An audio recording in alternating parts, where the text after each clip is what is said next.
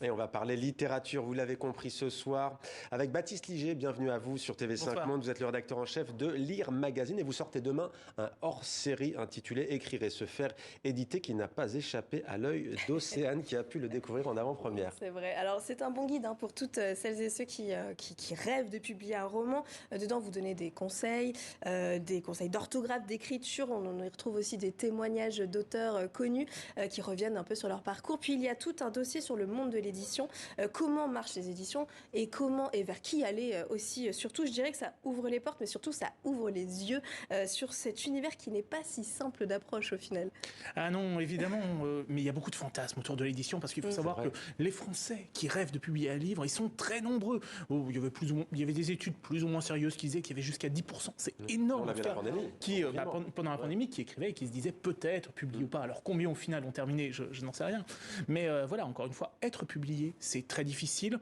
Lorsqu'on envoie traditionnellement son manuscrit, que ce soit de manière numérique ou par la poste, on dit, allez, il y en a 1 sur 1000 qui finit par être publié. En tout cas, dans ce système traditionnel, maison par maison, ça fait pas beaucoup.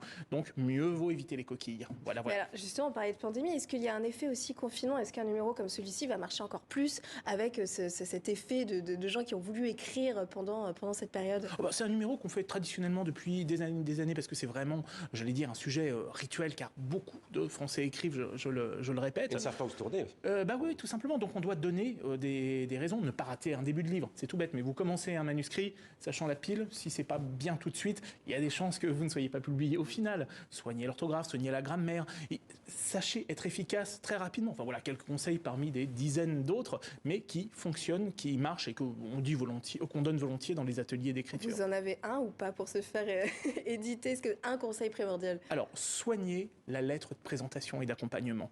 Très sous-estimée, qui est parfois plus importante que le manuscrit. Incroyable, mais vrai.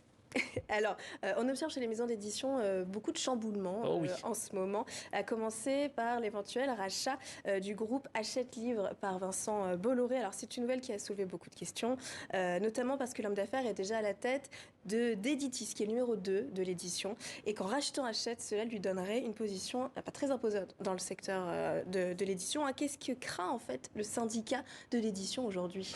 On va même dire le monde de l'édition en général et de la librairie. Mais il y a plusieurs choses.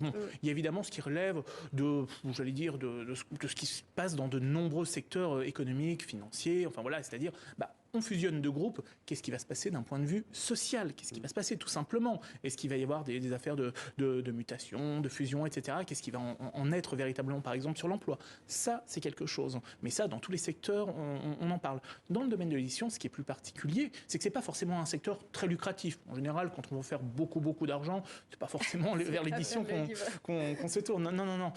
On sait que Vincent Bolloré a aussi des ambitions, on peut dire peut-être culturel, intellectuel, idéologique. En tout cas, on s'en est aperçu dans les médias notamment. Alors on va se dire, est-ce que, par exemple, il voudra imposer une certaine idéologie à travers les produits, puisqu'on parle vraiment de produits culturels.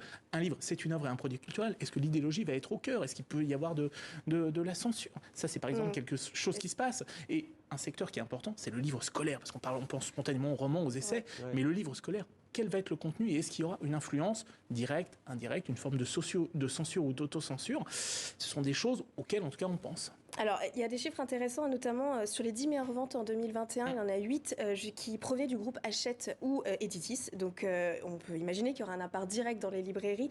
Et ça soulève un autre phénomène dans l'édition. Même si le nombre de titres publiés augmente, pour rappel, il y en a eu 545 nouveaux romans à la rentrée 2022.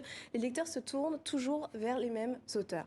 Mais ça, c'est un phénomène qu'on constate un petit peu dans toutes les industries culturelles. Dans le cinéma, c'est la même chose, dans la musique, c'est-à-dire plus l'offre est large, plus le public qui est un petit peu perdu va vers les mêmes choses, vers les mêmes titres. Le plus petit dénominateur commun, et très souvent, ce sont des valeurs dites sûres, qu'on aime ou pas, ce qui n'empêche pas un esprit de découverte. Mais voilà, malgré tout, on va vers des choses qu'on connaît et de manière un peu massive, au détriment du reste de la production qui aurait besoin peut-être de dynamique un peu plus forte. Mais c'est très difficile. Donc, si un conseil, je dirais juste pour conclure, c'est de faire confiance à son libraire.